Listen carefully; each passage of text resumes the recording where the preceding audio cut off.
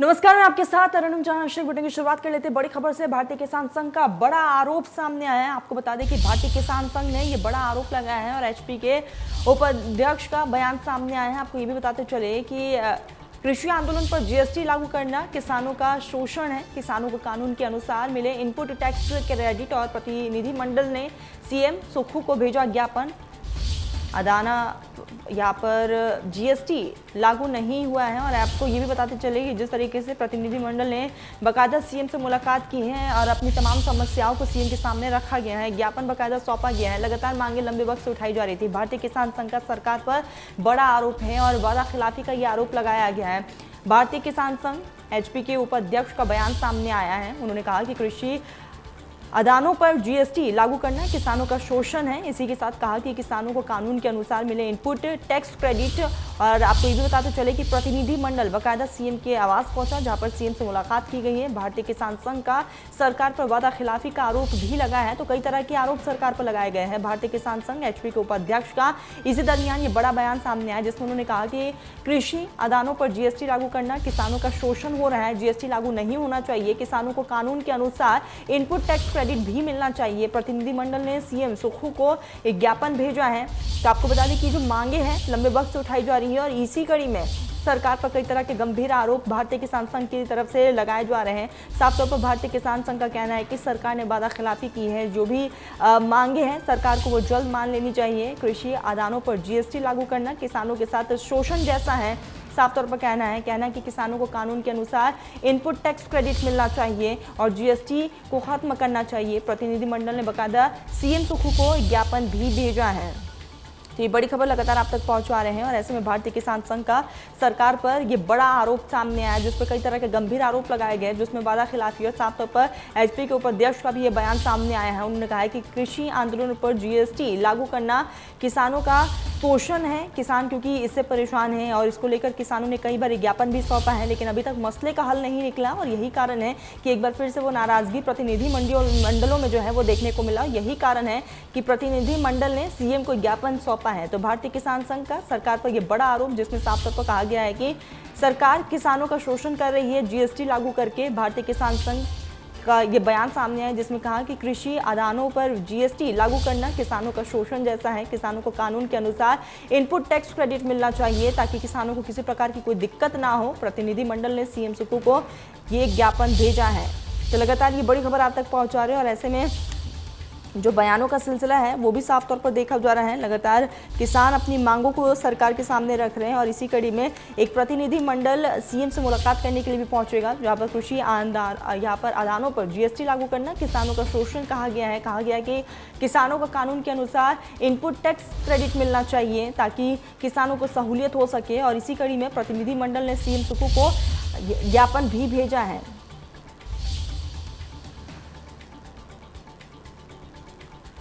सहयोगी उमेश हमारे साथ फोन लाइन पर जुड़ चुके हैं। उमेश, भारतीय किसान संघ लगातार बयान दे रहा है और कहीं ना कहीं सरकार पर कई गंभीर आरोप भी लगाए जा रहे हैं।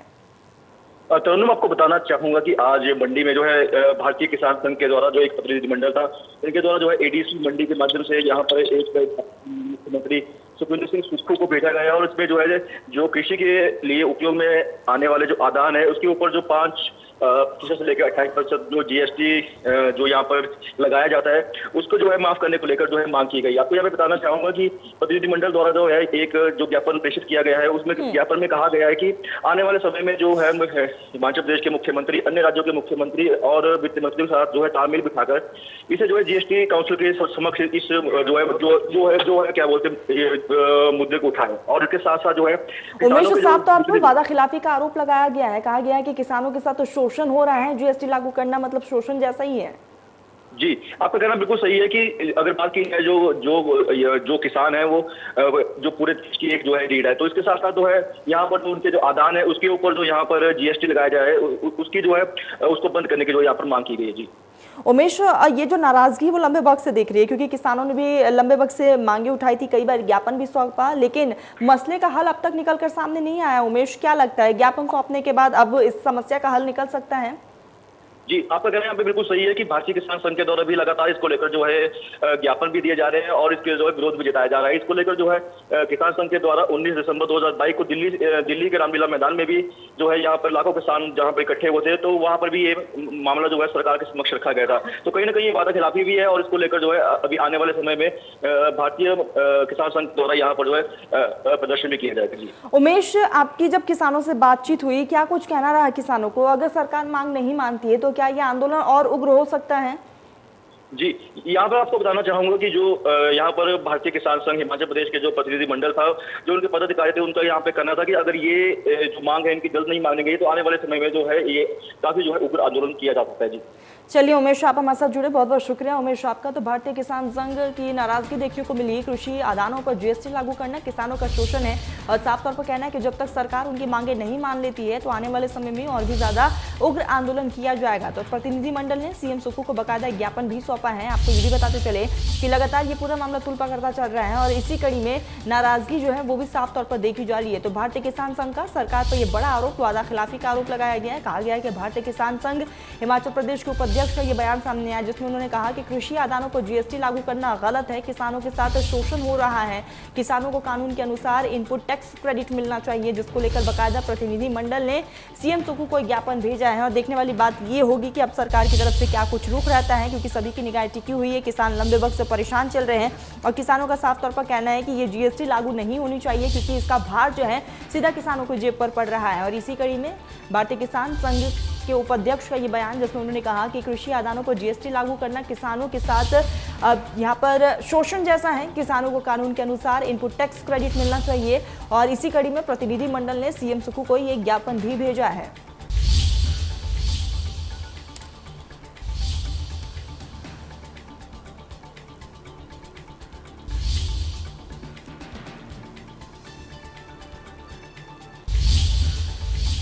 इसी पर शुरू कर लेते बड़ी खबर का। कुल्लू के सरवरी में दर्दनाक हादसा हुआ है। पुराने शेड में लगी आग और 2 शेड जलकर राख हो चुकी है। हादसे में एक बुजुर्ग की जलकर मौत हो गई है। मौके पर फायर ब्रिगेड की टीम पहुंची है और चलने फिरने में असमर्थ था 85 वर्ष का मृतक। हादसे में एक बुजुर्ग की मौत की खबर सामने आई है।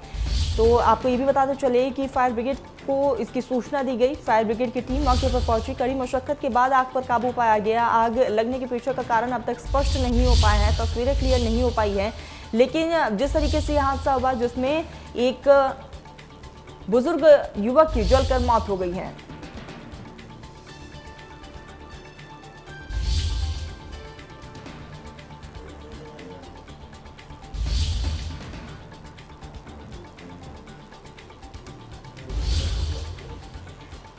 तो आपको बता दें कि मौके पर फायर ब्रिगेड की टीम पहुंची।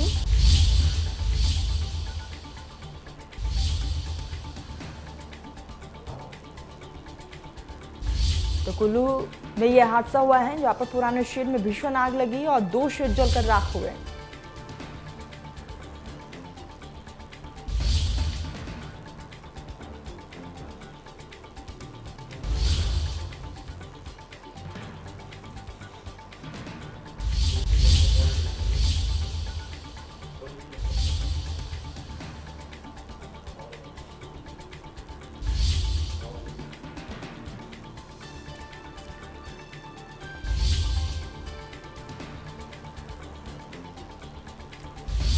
तो ये बड़ी खबर लगातार पहुंचा रहे हैं आप तक और ऐसे में एक बुजुर्ग की जलकर मौत की खबर सामने आई है। मौके पर फायर ब्रिगेड की टीम भी पहुंची। किन कारणों की वजह से आग लगी है इसको लेकर अभी तक तस्वीरें स्पष्ट नहीं हो पाई है। जांच पड़ताल लगातार की जा रही है। तो कुल्लू के सरवरी में यह हादसा हुआ है। आपको ये भी बताते चले कि आग लगने की वजह से अफरा तफरी का माहौल देखने को मिला। पुराने शेड में ये भीषण आग लगी जिसमें 2 शेड जलकर राख हो चुके हैं और इसमें एक बुजुर्ग की जलने की वजह से मौत भी हुई है। हालांकि आसपास के लोगों ने स्थानीय पुलिस को इसकी सूचना दी और पुलिस की टीम पहुंची। फायर ब्रिगेड की टीम भी मौके पर पहुंची और कड़ी मशक्कत के बाद आग पर काबू पाया गया, लेकिन अफरा तफरी का माहौल साफ तौर पर वहां पर देखने को मिला है। ये तस्वीरें देखिए, सरवरी की ये तस्वीरें सामने आई जहाँ पर शेड में भीषण आग लगी। आखिर इसके पीछे का कारण क्या था इसको लेकर अभी तक स्पष्ट नहीं हो पाया है और तस्वीरों से अंदाज़ा लगाया जा सकता है कि शेड के अंदर रखा सारा सामान जलकर राख हो चुका है। और इसी दरमियान एक बुजुर्ग की दर्दनाक मौत हुई है। किन कारणों की वजह से आग लगी है, इसको लेकर जांच पड़ताल लगातार की जा रही है। तो कुल्लू के सरवरी में यह हादसा हुआ, जहां पर एक शेड में भीषण आग लगी और देखते ही देखते आग ने विकराल रूप धारण कर लिया, जिसमें 2 शेड जलकर राख हो चुके हैं और शेड के अंदर रखा सारा सामान जलकर राख हो चुका है। और आपको बता दें कि दुखद खबर ये भी है कि शेड में एक बुजुर्ग व्यक्ति था, जिसकी जलने की वजह से मौत हो गई है और व्यक्ति की उम्र तकरीबन 85 साल बताई जा रही है।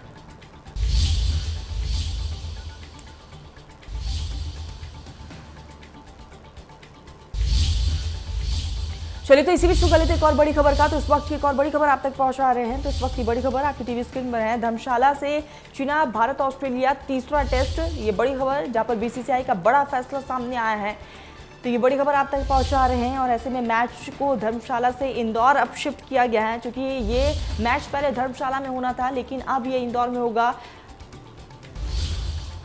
तो खिलाड़ियों की सुरक्षा को ध्यान में रखते हुए बीसीसीआई ने ये बड़ा फैसला लिया है कि लगातार ये बड़ी खबर आप तक पहुंचा रहे हैं। तो बीसीसीआई का ये बड़ा फैसला सामने आया, जिसमें धर्मशाला से भारत ऑस्ट्रेलिया का तीसरा टेस्ट मैच जो होना था वो नहीं होगा। बीसीसीआई ने बड़ा फैसला लिया है, खिलाड़ियों के सुरक्षा को ध्यान में रखते हुए ये बड़ा फैसला लिया गया है। मैच को धर्मशाला से अब इंदौर शिफ्ट कर दिया गया है और अब ये मैच इंदौर में होनी है।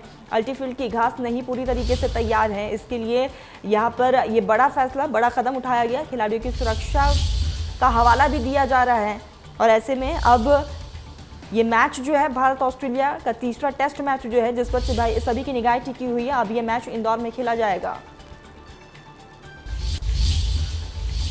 चलिए, तो खबरों में आगे बढ़ते हैं। जम्मू कश्मीर के गुलमर्ग में आयोजित खेलो इंडिया नेशनल विंटर्स गेम 2023 में हिमाचल को स्नोशूज गेम में गोल्ड मेडल मिला है। और आपको बता दें कि हिमाचल प्रदेश के जिला बिलासपुर की निशा देवी शर्मा ने स्नोशूज गेम में 400 मीटर रेस में गोल्ड मेडल जीतकर हिमाचल की झोली में गोल्ड मेडल डाला है। हिमाचल प्रदेश स्नोशूज एसोसिएशन के प्रदेश अध्यक्ष संतोष शर्मा और राज्य महासचिव सराज अख्तर ने गोल्ड मेडल विजेता निशा देवी शर्मा को बधाई दी है। निशा देवी शर्मा हिमाचल प्रदेश के जिला बिलासपुर के गांव माल्यावर की निवासी हैं। खेलो इंडिया तीसरे नेशनल विंटर गेम्स में गोल्ड मेडल विजेता निशा देवी ने गोल्ड मेडल जीतने का श्रेय हिमाचल प्रदेश की टीम को दी है और टीम मैनेजर और चीफ कोच ईशान अख्तर और सहयोगी कोच चेतन शर्मा को दिया गया।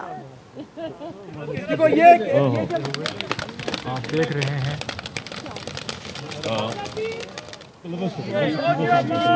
थोड़ा देखो ये आप देख रहे हैं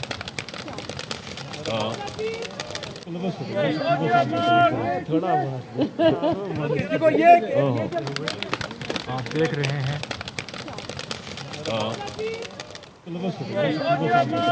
थोड़ा देखो ये आप देख रहे हैं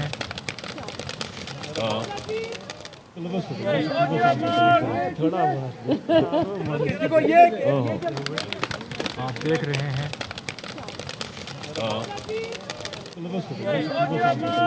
थोड़ा देखो ये आप देख रहे हैं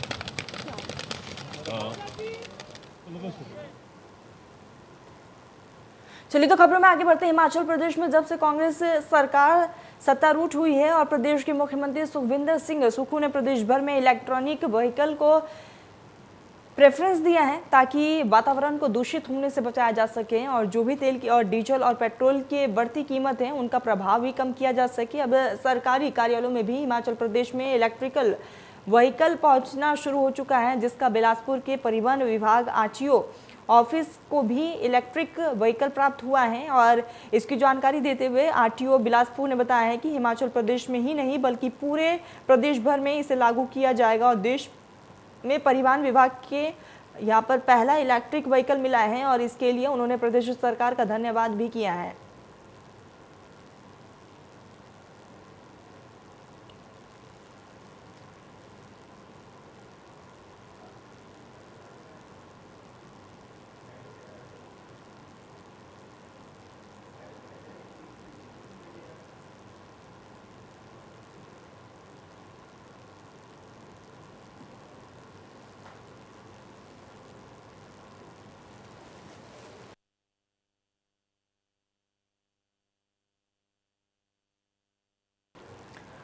चलिए तो खबरों में आगे बढ़ते हैं। आज आधुनिकता और विज्ञान का दौर है और नए दिन नई तकनीक के माध्यम से लोगों को सुविधा भी हो रही है और ऐसी ही तकनीक के जरिए अब हिमाचल प्रदेश के मंडी जिला में स्वास्थ्य के क्षेत्र में तेजी भी आई है, जहां पर मंडी के नेरचुक स्थित मेडिकल कॉलेज में विभिन्न स्थानों से ब्लड आदि के सैंपल जांच के लिए ड्रोन के माध्यम से पहुंच रहे हैं और इससे जहां विभाग का गाड़ियों का खर्चा बच रहा है तो वही ड्रोन से समय की भी बहुत बचत हो रही है। सीएमओ मंडी डॉक्टर देवेंद्र शर्मा ने जानकारी देते हुए बताया कि अभी पहले चरण में मंडी जिला के जोगिंदर नगर, सरकाघाट और जोनल अस्पताल मंडी से नेरचक मेडिकल कॉलेज के लिए विभिन्न प्रकार के सैंपल ड्रोन के माध्यम से भेजे जा रहे हैं। उन्होंने माना है कि बहुत ही रास्ता ट्रांसपोर्ट का यहाँ पर माध्यम बना हुआ है, जिससे मंडी जिले के दूर दराज क्षेत्रों में इसका पूरा फायदा मिल रहा है। तो अब कहीं ना कहीं टेक्नोलॉजी की तरफ हम आगे बढ़ते हुए जा रहे हैं और अब यही कारण है कि ड्रोन का भी सहारा लिया जा रहा है स्वास्थ्य क्षेत्र में।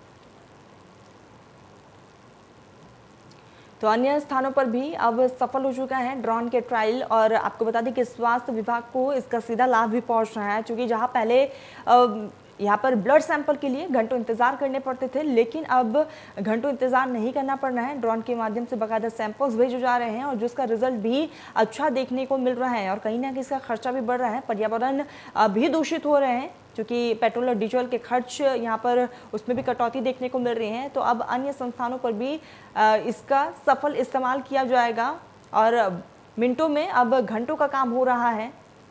तो स्वास्थ्य विभाग ड्रोन का पूरा फायदा उठाता हुआ आपको बता दें कि जिस तरीके से अब सैंपल के लिए घंटों इंतजार नहीं करना पड़ रहा है, ड्रोन के जरिए सैंपल को पहुंचाया जा रहा है।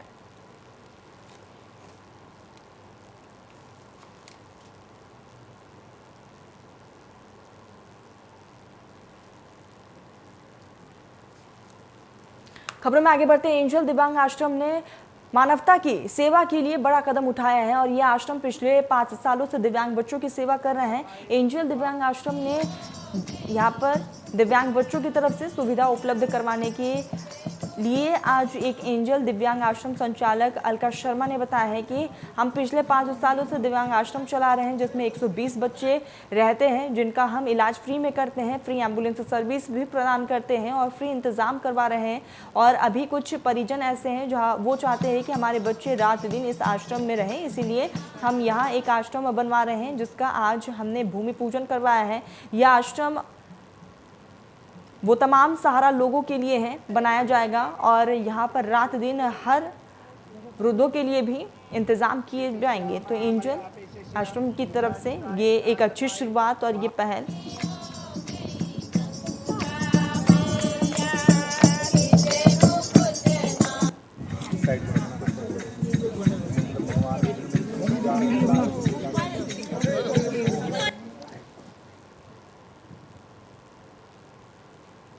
खबरों में आगे बढ़ते हैं। मंडी जनपद के बड़ा देव कमरूनाग अपने लव लश्कर के साथ यहाँ पर अंतरिक्ष शिवरात्रि मेले में अपनी भूमिका निभाने के लिए जूनी घाटी के काड़ी गांव से अपने भंडार से निकल चुके हैं। वहीं अपनी यात्रा के दौरान देव कमरूनाग ने सुरहा में भक्तों को आशीष भी दिया। इस दौरान देवता के कारदार कामन सिंह ने बताया कि हम लोगों के आमंत्रण पर बेटेहड़ा गांव में पहुंचेंगे और उन्होंने कहा है कि सभी जनमानस की आस्था को देखते हुए देवता अपने स्थान से चले हुए हैं और 17 को माधोराय मंदिर में हाजिरी भरेंगे। इस दौरान सर्व देवता सेवा समिति के प्रधान शिवपाल शर्मा ने सुरहा में आकर देवता की विधिवत पूजा अर्चना की है और आशीर्वाद लिया गया।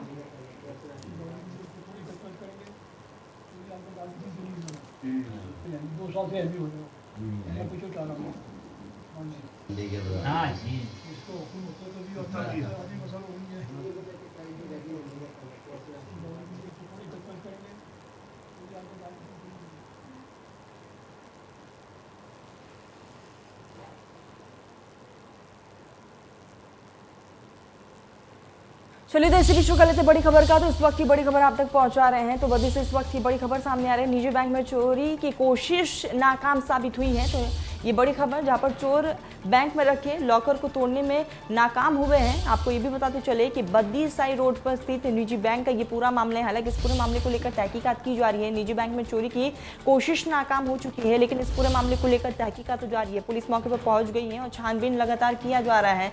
तो बैंक में वारदात डकैती की घटना को अंजाम दिया जा रहा था, लेकिन यहाँ पर मंसूबे कामयाब नहीं हो पाए हैं। निजी बैंक में चोरी की कोशिश नाकाम हो चुकी है। हालांकि आसपास के लोगों ने तुरंत प्रभाव से पुलिस की टीम को इसकी सूचना दी। प्रशासन मौके पर पहुंची और इस पूरे मामले को लेकर तफ्तीश की जा रही है।